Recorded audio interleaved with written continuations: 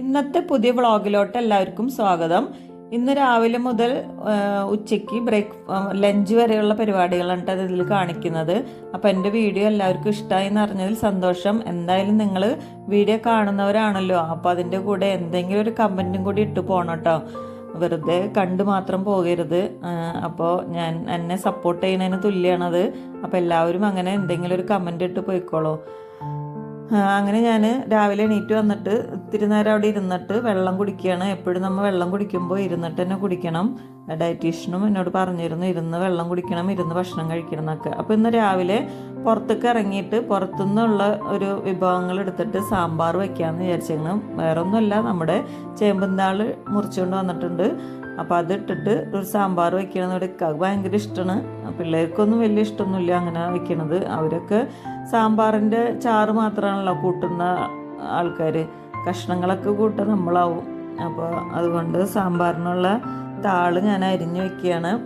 അപ്പോൾ സാമ്പാറിന് ഇത്തിരി നീളത്തിൽ അരിഞ്ഞെടുക്കണം. അപ്പോൾ നമ്മുടെ മുറ്റത്തെ വെണ്ടയ്ക്ക് 2 ഇട്ട് കൊടുക്കുന്നുണ്ട്. അപ്പോൾ വെണ്ടയ്ക്ക് തിന്നാൻ ഇഷ്ടമുള്ളവർ വെണ്ടയ്ക്ക് തിന്നോട്ടെ എന്ന് വിചാരിച്ചിട്ടാണ് അത് ഇട്ട് കൊടുക്കുന്നത്. അപ്പോൾ അങ്ങനെ എല്ലാവരും കൂടി ഇട്ട്, എല്ലാവരും എന്ന് പറഞ്ഞാൽ വെണ്ടയ്ക്കയും ചേമ്പുന്താളും മാത്രമേ ഉള്ളൂ ഈ സാമ്പാറിലിട്ട്, ഞാൻ വേറെ ഒന്നും ഇടണില്ല.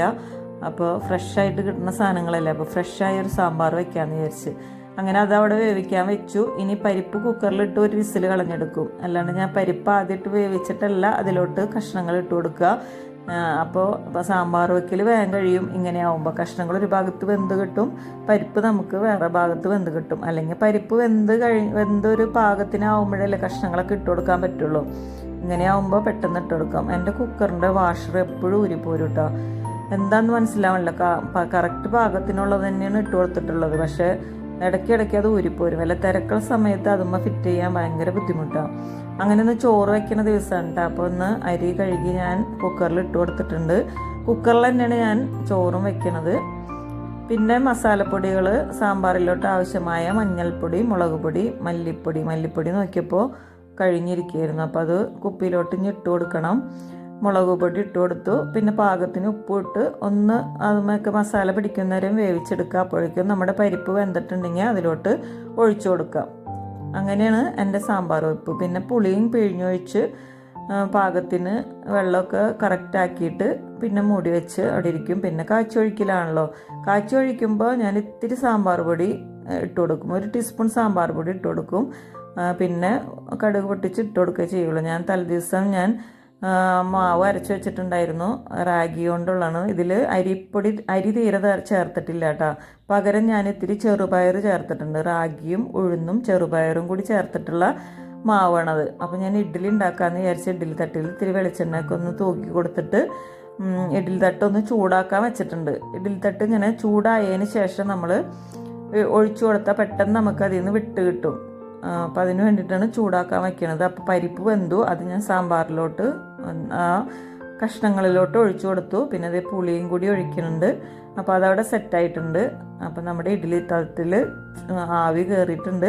ഇനി അതിലോട്ട് ഞാൻ മാവ് ഒഴിച്ചു കൊടുക്കുള്ളൂ. അപ്പോൾ നല്ല വീറിയും വരും, പെട്ടെന്ന് വീറലും കഴിയും, പെട്ടെന്ന് അടർത്തിയെടുക്കാനും പറ്റും. അങ്ങനെ സാമ്പാർ റെഡി ആയിട്ടുണ്ട്. ഇനി ഞാനൊരു പനീർ കൊണ്ടൊരു സാലഡ് ഉണ്ടാക്കാനാണ് പോണത്. അതിന് വേണ്ടിയിട്ട് സബോള, ക്യാപ്സിക്കം ഒക്കെ അരിഞ്ഞെടുക്കുന്നുണ്ട്. അപ്പോൾ പനീർ ഞാൻ തണുപ്പ് മാറാൻ വേണ്ടി പുറത്തെടുത്ത് വെച്ചിട്ടുണ്ട്. അങ്ങനെ വെളിച്ചെണ്ണ ഒഴിച്ചു കൊടുത്തിട്ടുണ്ട്. വെളിച്ചെണ്ണ ഒഴിച്ചു കൊടുത്തത് നമ്മുടെ സാമ്പാറിലേക്ക് ഞാൻ കാച്ചി ഒഴിക്കാൻ വേണ്ടിയിട്ട് കടുക് ഇട്ട് കൊടുത്തു. പിന്നെ കറിവേപ്പില, കായപ്പൊടി, അപ്പോൾ കട്ട പിടിച്ചിട്ടുണ്ടായിരുന്നു കേട്ടോ ലാസ്റ്റായി കുപ്പിയിൽ. അപ്പോൾ അതുകൊണ്ട് അതൊക്കെ ഒന്ന് നന്നായിട്ട് കയ്യിലുകൊണ്ട് അമർത്തി നമ്മുടെ സാമ്പാറിലോട്ട് ഒഴിച്ചു കൊടുത്തിട്ടോ. ഇനി ഞാൻ ആ ചട്ടിയിൽ തന്നെയാണ് പനീർ പൊരിച്ചെടുക്കാൻ പോണത്. പനീർ ഇത്തിരി നെയ്യ് ഒഴിച്ചിട്ട് ആദ്യം തന്നെ ഒന്ന് ബ്രൗൺ കളറാക്കി എടുക്കുക. നല്ല ബ്രൗൺ അല്ല, ചെറുതായിട്ടൊന്ന് ബ്രൗൺ കളറാക്കി എടുക്കുക. എന്നിട്ട് അതൊന്ന് ഇട്ട് കൊടുക്കുക. അപ്പോൾ അതൊന്നും ആകുമ്പോഴത്തേക്കും ഞാനതിൽ മല്ലിയില, ആഫ്രിക്കൻ മല്ലിയില ഞാൻ ഇട്ട് കൊടുക്കുന്നുണ്ട്. അത് നമ്മുടെ വീട്ടിൽ നന്നായിട്ട് പിടിച്ചിട്ടുണ്ട് ഇപ്പോൾ. അപ്പോൾ അത് ഞാൻ സാമ്പാറിൽ 2 ഇല കൊണ്ടൊന്ന് ഇട്ട് കൊടുത്തു കേട്ടോ. അപ്പോൾ അതേ പനീറൊക്കെ ഇവിടെ റെഡി ആയിട്ടുണ്ട്. അതിലോട്ട് കുറച്ച് സബോള ഇട്ട് കൊടുക്കുക. പിന്നെ ഞാൻ അരിഞ്ഞു വെച്ച സബോളയില്ലേ, വേവിച്ച് വെച്ച കുറച്ച് വെള്ളക്കടല ഇരുന്നിരുന്നു. പിന്നെ അതേ മുട്ട 1 ഞാൻ പൊട്ടിച്ചൊഴിക്കുന്നുണ്ട്. അപ്പോൾ എല്ലാവരും കൂടി ആകുമ്പോൾ ഇത് തന്നെ മതിയാവും ബ്രേക്ക്ഫാസ്റ്റിന് കേട്ടോ.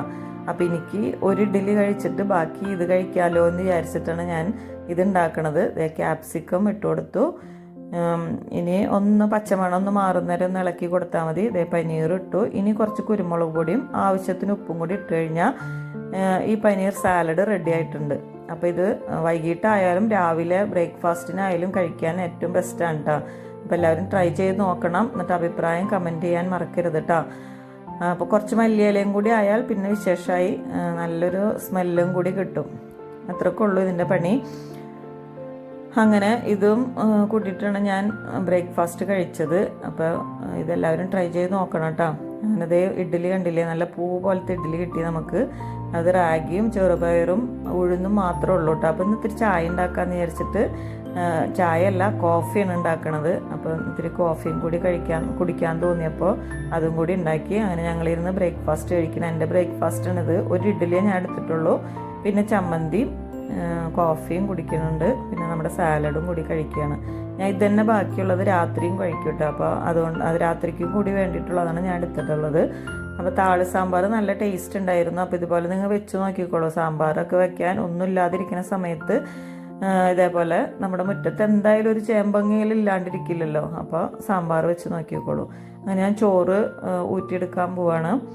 ചോറിൽ ഞാൻ വെള്ളം ഒഴിച്ച്, ചൂടുവെള്ളം ടാപ്പിൽ നിന്ന് കിട്ടും. അപ്പോൾ ആ വെള്ളം ഒഴിച്ചിട്ടാണ് ഞാൻ ഊറ്റിയെടുക്കുക. അങ്ങനെ പണ്ടൊക്കെ നമ്മൾ അടുപ്പിൽ വെച്ചിട്ടില്ലേ ചോറൊക്കെ ഉണ്ടാക്കിയെടുക്കുക. ഇപ്പോൾ കുക്കറിൽ തന്നെ എല്ലാ പണികളും അല്ലേ. ഞാനൊക്കെ ചെറിയ മോളൊക്കെ സ്കൂളിൽ പോണ സമയത്ത് ഞാൻ ചോറൊക്കെ അടുപ്പിൽ തന്നെ വയ്ക്കാറ്. എല്ലാനും പരിപ്പും കടലയും ഒക്കെ ഞാൻ അടുപ്പിൽ തന്നെ വയ്ക്കാറ്. അന്നൊക്കെ എന്ന് പറയാണ് അങ്ങനെ വെക്കാനേ പാടുള്ളൂ. അത് കാരണമാണ് അങ്ങനെ വെച്ചിരുന്നത്. ഗ്യാസൊന്നും അങ്ങനെ ഉപയോഗിക്കാൻ പറ്റില്ലായിരുന്നു. അപ്പോൾ എന്ത് ചെയ്യും, രാവിലെ 4 മണിക്കൊക്കെ എണീറ്റിട്ടാണ് ഇതൊക്കെ ഉണ്ടാക്കിയെടുക്കുക. അങ്ങനെ ഇന്ന് മീൻ പൊരിക്കാനൊന്നും നിൽക്കണില്ല. അപ്പോൾ ഒരു ചെറിയ ചമ്മന്തിയും അവസാനിപ്പിക്കാമെന്ന് വിചാരിച്ചേക്കണ്.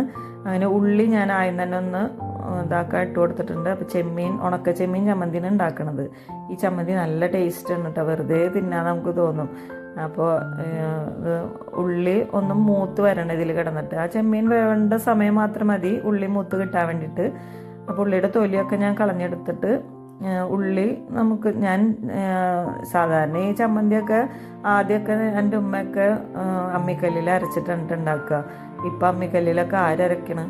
ഇപ്പോൾ ഇതേപോലെ ഇടിക്കല്ലിൽ ഇടിക്കും. അതും ചുരുക്കം ചിലവരാണ്. അല്ലാത്തവർ മിക്സിയുടെ ജാറിലിട്ട് ഒന്ന് ചതച്ചെടുക്കുകയും ചെയ്യാം.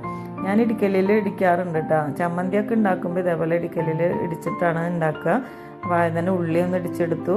എന്നിട്ട് ചെമ്മീൻ അധികം എല്ലാവരും കൂടി പൊടിയരുത്. ഇത്തിരി അതിന് പരിപ്പൊക്കെ നമുക്ക് കടിക്കാൻ കിട്ടണം. അപ്പോഴാണ് ഒരു ടേസ്റ്റ് ഉണ്ടാവുക. ആ ചമ്മന്തി കടിക്കുമ്പോൾ ഒരു ടേസ്റ്റ് ഉണ്ടാവും നമുക്ക്. അപ്പോൾ അതും കൂടി കണ്ടില്ലേ, ഇത് ഈ പരുവത്തിലാക്കി എടുക്കണം. അങ്ങനെ അത് ഉള്ളിയിലോട്ട് ഇട്ട് കൊടുക്കുക. പിന്നെ ആവശ്യത്തിന് മുളക് പൊടി. സാധാരണ ചിലപ്പോൾ പറ്റൽമുളകൊക്കെ ചതച്ചിട്ടാലും ടേസ്റ്റ് തന്നെയാണ് കേട്ടോ. ഞാൻ മുളക് പൊടിയാണ് ഇട്ട് കൊടുത്തത്. അതും കുറച്ച് ഉപ്പും കൂടി ഇട്ട് കൊടുത്ത് പിന്നെ വെളിച്ചെണ്ണയും കൂടി ഒഴിച്ച് കൊടുത്തിട്ടുണ്ടെങ്കിൽ ആഹാ, ഈ ചമ്മന്തിയുടെ ടേസ്റ്റ് ഉണ്ടല്ലോ. അത് ഇപ്പോഴും എനിക്ക് വോയിസ് ഓവർ കൊടുക്കുമ്പോൾ എൻ്റെ നാവിൽ നിന്ന് വെള്ളം വരുന്നുണ്ട്. ഞാൻ കഴിച്ചപ്പോൾ ഉണ്ടായിരുന്ന അതേ ഫീലിംഗ് തന്നെയാണ് ഇപ്പോൾ തോന്നണത്. അപ്പോൾ ഇത് മാത്രം മതി നമുക്ക് ചോറ് കഴിക്കാനിട്ടാ. ചോറ് കഴിക്കുന്നവർക്ക്, അല്ലാത്തവർക്ക് അതിൻ്റെ കൂടെ കഴിക്കുകയും ചെയ്യാം. ഞാനപ്പോൾ ഒന്ന് ഉപ്പുണ്ടോയെന്നൊക്കെ നോക്കിയതാണ്. നല്ല ടേസ്റ്റ് ആയിരുന്നു.